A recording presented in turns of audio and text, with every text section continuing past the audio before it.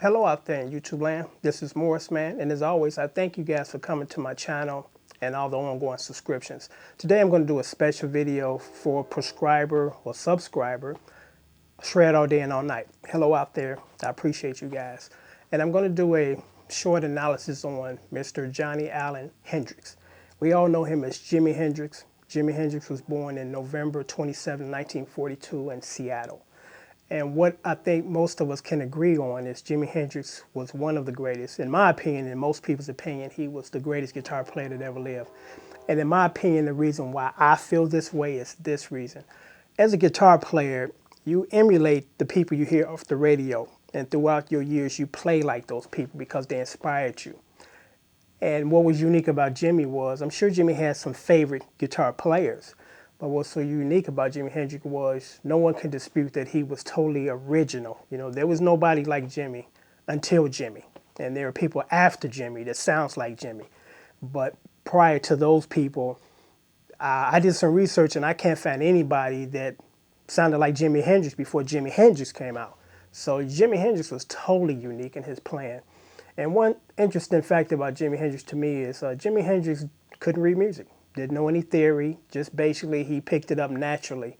And the way that he played, he was a left-hand guitar player, playing a right-handed guitar with the strings string up the left-handed way. So, you know, Jimi kind of created his own style. And even with the thumb around the fretboard, which most of us these days, we really don't condone that kind of playing. But it worked for Jimi. And Jimi was totally original. There are other guitar players that are great, like Prince, because I did an analysis on his playing, but basically Prince playing was basically recycled Jimi Hendrix. I mean, if you look at it, the purple pants, the buttons down the side, the ruffled shirt, purple rain, purple haze, you know, you see the connection or the similarities. And if you look at some of these old Jimi Hendrix clips, you can look at his guitar playing and some of his theatricals on stage where he takes the guitar and kind of creates it like it's a genital and he's stroking it up and down. You know, he was doing that way before Prince was doing it. And again, Prince was just kind of modeling himself behind Jimi. And, you know, by all means and respect, Prince is a pretty guitar player, but nothing original there. Just very good at what he did. But again, Jimi Hendrix was totally original. And Jimi Hendrix has played with some of the greats, you know, like the Isley Brothers. He's played with B.B. King. He's played with Little Richard. And he joined a band by the name of the Curtis Knights and the Squires. And he was originally a blues guitar player. And at some point in time, he made that transition from blues to psychedelic rock. And there was a bass player by the name of Chad Chandler from the group The Animals that actually recognized Jimi's talent, and he quickly scrapped Jimi up and took him to England and kind of repackaged him. And when he came back, he was a superstar. No one had really seen that kind of playing before, and it was kind of hard for the record companies to kind of place him or market him because, believe it or not, he has opened up for acts like the Monkees. And I remember the write-up that I read on that particular tour that they actually ended up cutting short was the young girls in the crowd was terrified by Jimi because they were kind of the Monkees, you know, following, and they wasn't ready for this wild-looking black guy on stage and stroking his guitar and just, you know, wailing on it. So that really didn't go too well.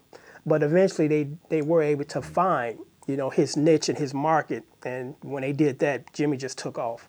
You know, we think about Jimi and the guitar solos, which are, you know, historical, but, you know, we don't really think about how good of a rhythm guitar player he was as well.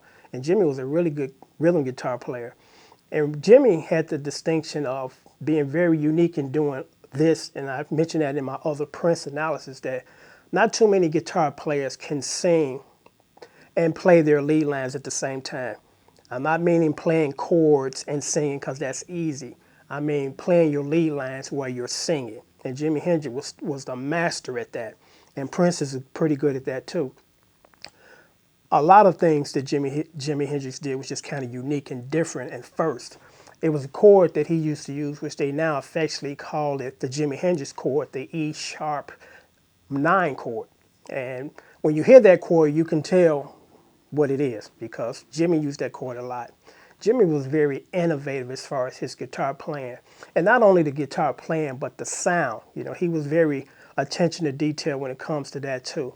And I can thank him for that because over the years I've kind of developed that kind of mindset too where I am conscious of what I'm playing, but I'm very conscious of what it sounds like when I'm playing. So when you check out my videos, you notice that they're pretty clean as far as my guitar sounds, because there's nothing worse than a nasty sounding guitar and a buzzy, fuzzy bass, you know. So I try to be very attention to detail when it comes to my tutorials, that my sound comes to really very vivid and clean. You know, again, Jimi Hendrix has played with a lot of great players, and it's known and been documented that Jimi Hendrix taught Ernie Isley how to play, and Steve Miller. Or should I say Steve Miller and Ernie Isley taught, Steve Miller and Jimi Hendrix taught Ernie Isley how to play. And I had somebody kind of dispute that, but it's been documented. I mean, Jimi Hendrix used to play with the Isley brothers, duh, you know, so why is that so hard to kind of figure out that that's accurate? But anyway, I'm going to just make this video pretty short. And, you know, basically, the world lost, you know, Jimi Hendrix in December of 1970. Well, actually, I'm not quite sure the date, but he died in London in 1970 at the age of 27. And you think about that. He did all he did at 27. You know, most people consider a man becoming a man around that time he's becoming a man in his mid-20s. And here's a guy that died at 27 that did the body work of two people put together. You know, he was just that phenomenal and innovative, and we lost him too soon.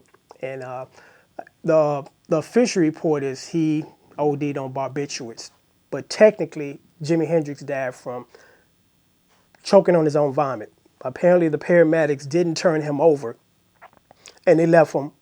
Actually, he was on his back. They didn't turn him over on his face, and he choked from his vomit. So that's technically how Jimi Hendrix passed away. You know, it wasn't that he died from the barbiturates overdose. He died from choking on his vomit that was induced by the barbiturates and I think the alcohol. But that year, 1970, we lost three legends. We lost Jimi Hendrix, we lost Janis Joplin, then we lost the Doors lead singer, Jim Morrison. So that was kind of a sad year for music. And again, I can imagine if Jimmy would have lived, and to this day, he would be probably teaching in the university as far as his guitar playing style. Because Jimmy had so much to offer, you know, before he passed. And unfortunately, he left too soon.